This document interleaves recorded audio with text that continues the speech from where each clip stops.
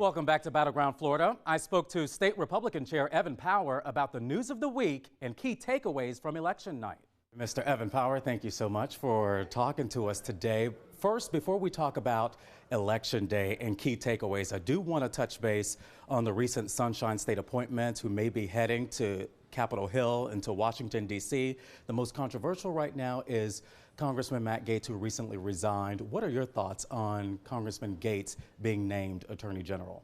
Well, Congressman Gaetz has been a big-time, long-time supporter of the president. If there's anyone prepared to root out the deep state of the Department of Justice, it is Congressman Gaetz, and he knows what a crucial role lawfare played in trying to bring down the president. So I think he's going to be ready to fight on day one there. Is there any concern behind the investigation of sex trafficking with DOJ that he wasn't charged for, but there was that investigation? Any concern there, along with an ethics? Well, I think that's all part of the deep state and the lawfare that they use to bring down President Trump and his supporters. I think what we need to do is put people like Congressman Gaetz in a position of power so they can investigate what went on and we can get our country back and not use lawfare to target politicians. So to be clear, do you feel like he's the best person for the job? I think he's an excellent choice, and he'll be prepared to take the Department of Justice on day one.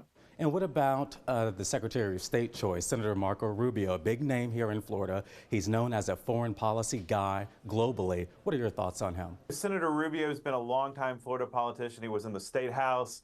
He's been a senator. He's been a leader on foreign affairs. Obviously, coming from a community of Cuban exiles, his parents being exiles from Cuba, he understands the importance that America plays on the world stage. And I'm excited to see Senator Rubio step into that role because I think he's a great foreign policy leader and will make Florida and Republicans proud. And when it comes to Election Day, some of the key takeaways that I saw is, of course, everybody saw Republicans sweeping here in Florida. Why do you think that happened?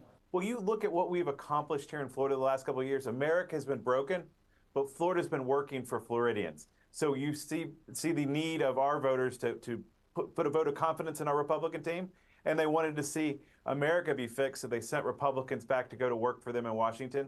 And luckily, President Trump's choosing a fair amount of Floridians to go to D.C. to help fix the brokenness of Washington. I know Republicans have an overwhelming majority here in Tallahassee, but what about bipartisanship? Because, of course, there are other voters here who may have not voted for Republicans, but they are taxpayers. How should Republicans go about when it comes to bipartisanship? I think bipartisanship exist when you win and you deliver good policies that work for Floridians. And what you're seeing is, if you look at the election results, not only do we just win Republicans, we won over a large number of independents and MPA voters because they see what we've accomplished as a Republican government and they're enjoying that success here in Florida. And that's why so many people are moving here. It's also why we have a 1.1 million Republican voter advantage now, because they see what we've accomplished in Florida government. So I must ask, since you're sitting there, I know that there's going to be an announcement coming from Governor DeSantis eventually just about the Senate seat. Do you want it?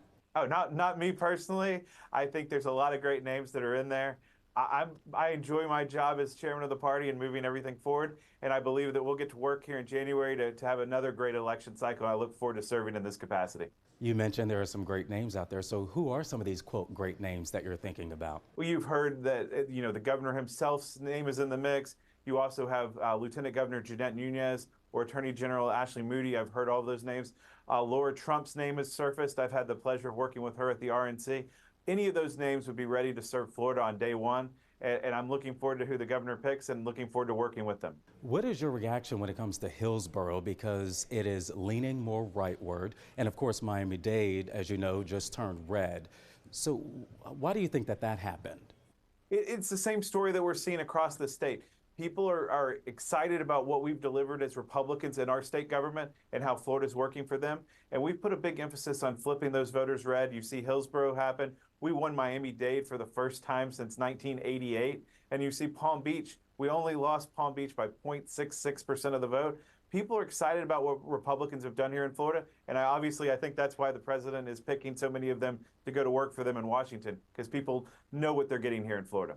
Mr. Evan Power with the Florida GOP, thank you so much. I also spoke to State Democratic Party Chair Nikki for a 5-minute interview. Now, we had some technical difficulties with the camera that recorded my questions, but here is her response to Matt Gaetz's AG nomination. We have been telling everybody for the last year and a half that Project 2025, we've experienced it here in the state of Florida. We have been the lab rats of it. And Trump made it very clear exactly what he wanted his next 4 years to look like. And so Matt falls in line with what exactly he told the people of this nation of what he wanted his administration to be. Matt has been in Congress over the last 4 years, prosecuting the Department of Justice, Merrick Garland.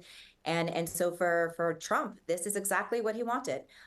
For the people of this nation, you will experience a type of chaos that comes with Matt Gaetz.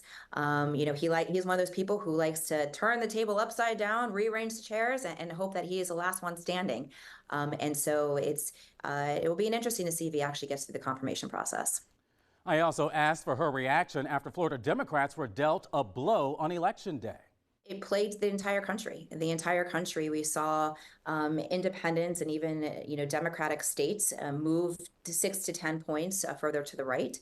And I've consistently said that in order to win the state, you have to have the independents with you. That's what we saw in the Donna Deegan race for mayor in Jacksonville last year. We saw that in the flipping of Tom Keene earlier part of this year, even to the reelection of Mayor Daniela Levine-Cava in Miami-Dade and school board races all of August. That you had to make sure that you built a coalition of Democrats, Republicans, and independents. And when we were able to stay solely focused on Florida issues, the independents were with us and they were breaking with us, which is why we are so bullish on the possibility of really having more progress in the election results on Tuesday night. Unfortunately, the independents broke heavily for Donald Trump up and down the ballot across not just Florida, but across the country. And you can't win here and you can't win down ballots without. And unfortunately, the message that we were talking through for the last 2 years, and certainly on the national level, was about the economy. But the independents and people of the state and people of this country didn't trust Democrats to have figured out how to make people's lives more affordable. And so when the message wasn't cutting through and people weren't trusting our message, people went and felt that Donald Trump was going to be better served to fix their price of milk and the price of eggs, and certainly for the American people, I hope that ends up being the case. My gut tells me that there's going to be a lot of buyer's remorse. Now, in 2 years, voters will decide who will be the next governor. So I asked Freed if she plans to run. My priority has been, for 6 years to protect and defend the people of this state and to make sure that we've got balance in government. That has always been the case. And we've got a lot of work here to do inside the Florida Democratic Party to continue building upon what the foundation that we built over the last 2 years. And so that continues to be where my laser focus is to make sure that we're building this party, to make sure that we are able to be competitive in races. We have to get the voter registration numbers back up. That takes a lot of time, a lot of resources. I don't know if 26 is going to be even attainable, but certainly I am committed to fixing this party, and that is where my heart is, to make sure we have balance back into our state. And lastly, a prominent Democrat and filmmaker in Miami-Dade, Billy Corbin, called for Freed's resignation. So here's her response. No, I'm not resigning. This is, people have their opinions, and Billy has my phone number, and anybody else who has recommendations and suggestions. We are open to everybody who wants to come in. Look, this is a volunteer organization with all of our local parties and our volunteers and our clubs and our caucuses. And we've got to make sure that the base of our party is energized. This year, we turned out 25% more Democrats than we did in 2022, even an additional 1.7% more than we did in 2020. We moved the needle 6 points back to balance. Still lost 13 points, but it was a 19-point loss in 2022.